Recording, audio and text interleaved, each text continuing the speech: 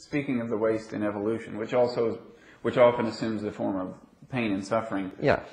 Do you have a generic line on the problem of evil, as in some ways magnified by our knowledge of evolution in a sense? I do. My line is very similar to that of Arthur Peacock, which is that chance is a necessary factor in any universe which allows creative freedom.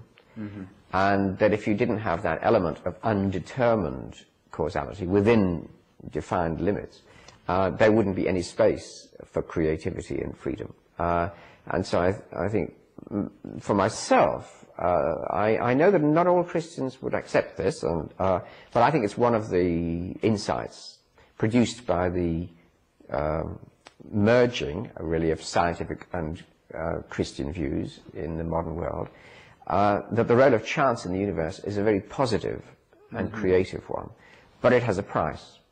And my general approach to the existence of evil is, well, that price is inevitable. It's just part of the necessity of the way things are, but it is necessary to directional progress, which allows creative freedom.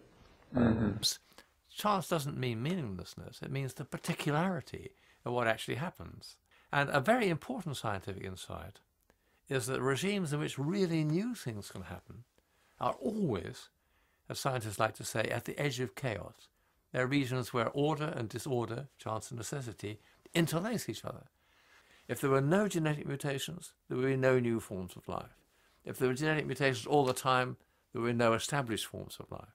But we have just the right rate of genetic mutation to produce the fruitfulness of the history of life on Earth.